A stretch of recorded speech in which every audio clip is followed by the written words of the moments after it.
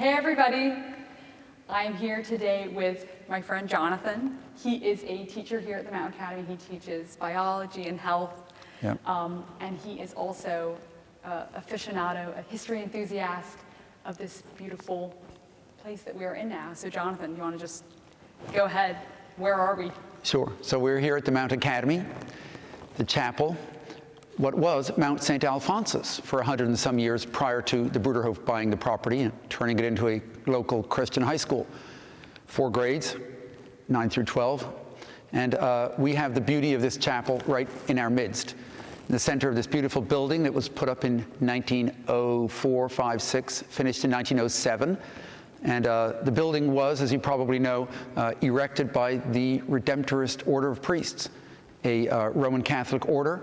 They had started in Italy in the 1730s, went to Germany, came over to Baltimore in the 1830s, and then they suffered the death of 28 of their young men from pulmonary tuberculosis in the slums in Baltimore. So they were advised to go further north, get a place with good fresh air, good ventilation, and good food. I guess. Exactly. So they came up here and they bought this property and erected this beautiful building designed by an architect from Switzerland. And he had moved to Boston and was developing and designing churches. And so they hired him, and he did this beautiful job, which we can see outdoors in the entire huge building. 7 stories tall, 440 feet long. We use half of it for residential, and the other half is the academy itself. So here in the chapel, we have much to appreciate, and although it has been deconsecrated as a Roman Catholic church about 10 years ago, for us, it is still a holy place, a sacred spot for prayer, for meditation, for praising God. Yeah. And in fact, Chris and I were even married right here, yes, so it's a very special spot for us. We've had weddings here. We've had funerals here, baptisms as well. Yeah. Just had the funeral of a local sheriff last fall here. And most recently, the Notre Dame University Choir came and sang a Passion oratorio for us here in this chapel. Yes, they did beautifully, young people. So as we gather here looking towards Easter in only a few days' time, most prominent for us here on a spiritual level would be the Stations of the Cross.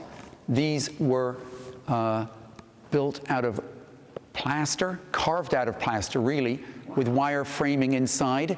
They are unique, they are originals, they were not molded, and of course they go through the 14 stations, as we know, with Jesus being condemned to death. And then he carries the cross, he falls, the Marys are weeping for him, he is whipped, stripped, and then crucified and laid in the tomb. And we see in all those 14 stations the artwork truly beautiful here with the expressions on their faces, the innocence of Christ, the anguish of the bystanders, and then the cruelty, the hatred of all the soldiers around him. Truly worth studying, and anyone who lives in our locality, be sure you come in the next days to go through the stations, pray, and meditate. And then above, we see the beautiful ceiling, which deserves an entire lecture on its own, designed and built by Raphael Guastavino. Is that the same guy who did the Grand Central Station? Yes, Grand Central Station and the Oyster Bar, and St. John the Divine and the National Cathedral, the Biltmore State, Smithsonian Institution, about 400 places in America, and we have one of his ceilings here. As everyone knows, the Notre Dame Cathedral in Paris burned 2 years ago, and it had, of course, wooden beams. He invented in the 1890s, a Spanish immigrant came to New York City, an interlocking system of ceramic tiles that wouldn't burn. And he called it the Fireproof Ceiling Company.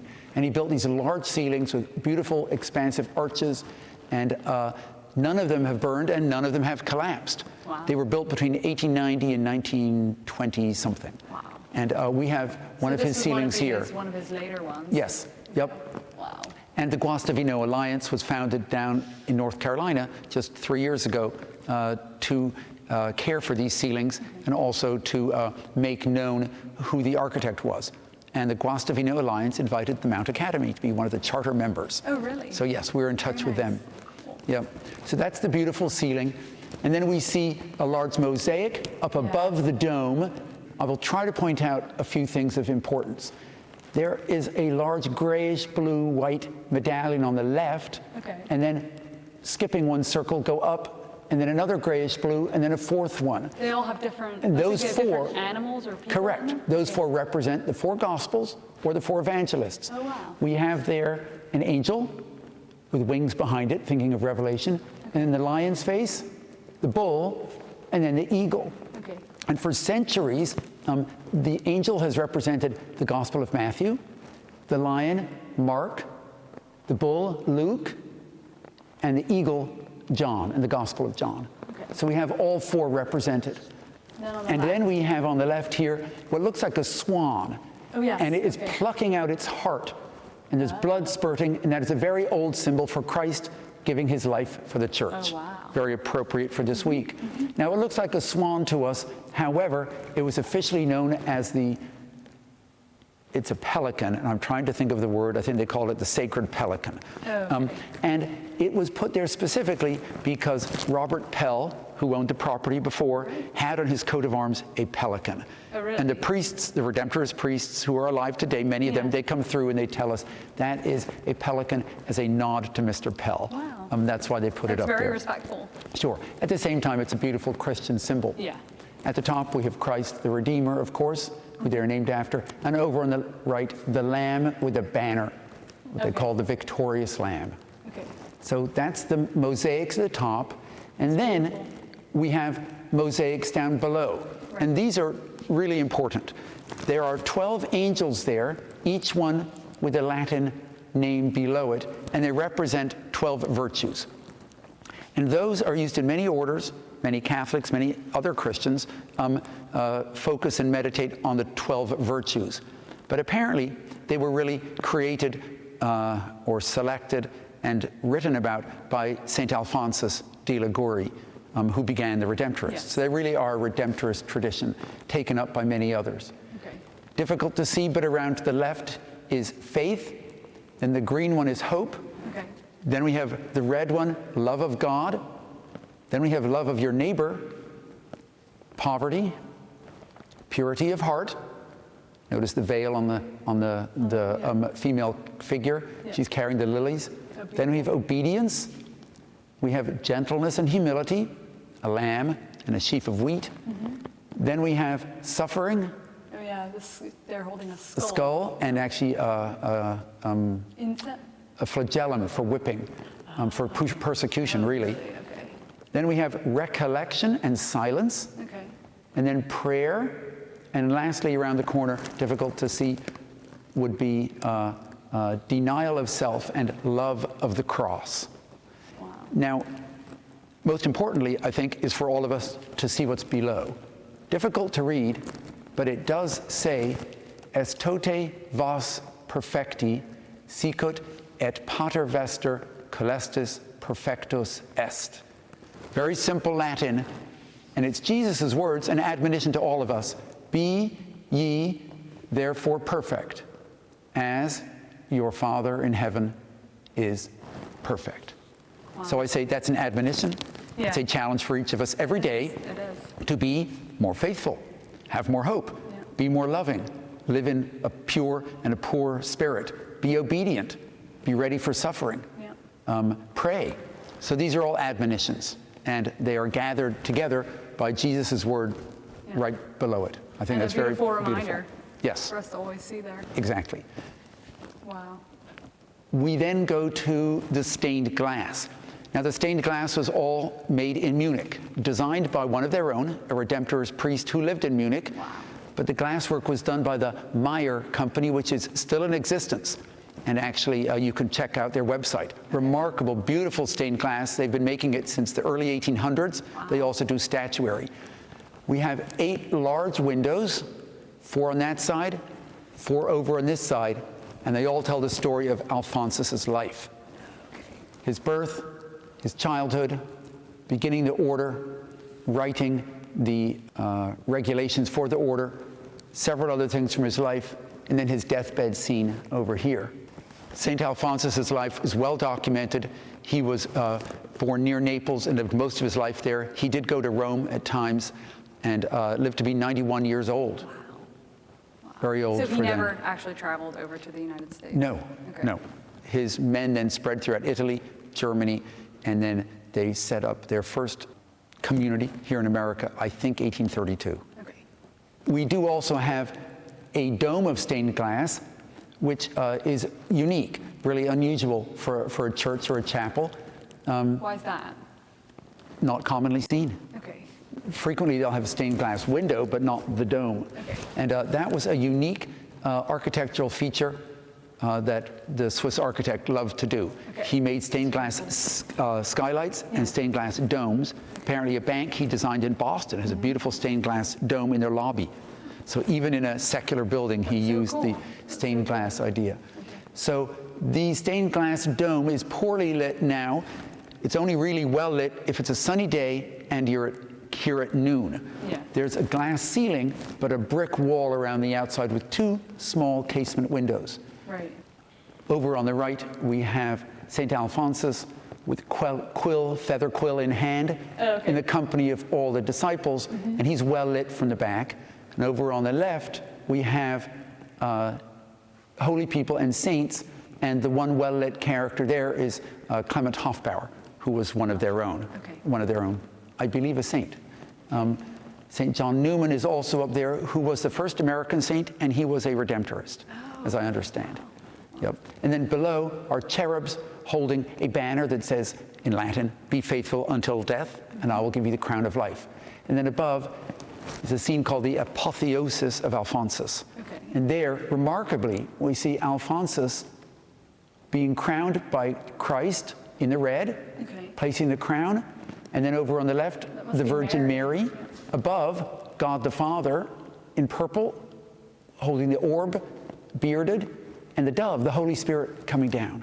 Oh, wow. So it's all there. and everything is there. Wow. Correct. A beautiful scene. That's very beautiful. The side chapels have 16 panels of stained glass. Every one is different, and they mirror the image in every one of the side chapels. Each one is dedicated to a different saint or a different concept. We have the Nativity Chapel there. We have the Passion Chapel over there. And you can see the carved marble and the beautiful stained glass that corresponds. Yeah. So when the Bruderhof acquired this building, how much did the Redemptorist order take to their other places, or did it go back to Rome, or what happened? Just a statuary. Oh, okay. We had been here for their centennial. Little did we know, that was 2007. Little did we know that 5 years later we would be living here and teaching here and taking care of the place. But you can see those areas on these 2 side chapels are empty. Okay. Yeah. There were statues there, and there was statuary in 4 of the 8 side chapels. And those those carved marble figures were taken to Boston, Brooklyn, or Philadelphia, as I understand it, to their other communities. The remaining artwork and symbolism here is all still here. Beautiful, beautiful. We do have one other place we should talk about before we end, and that would be the triptych or murals at the back of the chapel. Yeah. I really love those, and they speak to me daily. So the Redemptorists selected out 3 verses that would express the 3 stages in a disciple's life. There's the beginning, the middle, and the end. Was this something that was they decided when they created this, or was Unique to something this chapel, is what they have told us. And so for the first step, it says, "Let him who would come after me deny himself, take up his cross, and follow me." And that's beautifully illustrated there. Yeah. And then for the rest of our life, we should go out into the whole world and preach the gospel to every creature. And lastly, be faithful until death, and I will give thee the crown of life. That's beautiful. Familiar words. So they apparently made a competition and asked people in New York City who were ecclesiastical artists to send up their sketch or their proposal, I guess. And it says in one of their history books that Ilario Panzeroni received the bid. And then he painted these canvases down in New York City. And their history book tells us they were brought up here actually 20 years after the building was finished. 1927, it says that the canvases were finally completed, were brought up from the city, and were installed up on the wall in the back of the chapel. So those are And they are tacked up there with little black nails, and they're in perfect condition, minus a little gold leaf at the bottom of one of them. But the canvases themselves are in gorgeous condition. Of course, they never receive any sun, being tucked under the organ loft. And they've been there for almost 100 years now. Wow, that's incredible. And the color is still beautiful on them. Yes, no sunlight. Wow. That's And we should say that, which I love to tell people here, that the Bruderhof may own the place, but actually it doesn't belong to us. It belongs to God, and we are only the caretakers. That's beautiful. And which is why we share it with you today through this video, but also welcome people to come and visit, right? Yep. And I hear the bell ringing. Yes, correct. Those bells have been there since 1907. Okay. Minus they were down for a few years in the 1990s. Okay. Actually, several years in the 1990s. And we rehung them 8 years ago Okay. at Easter 2014. Okay. They were rehung, and they ring every day on the hour, and they peal at noon and in the evening. Yeah.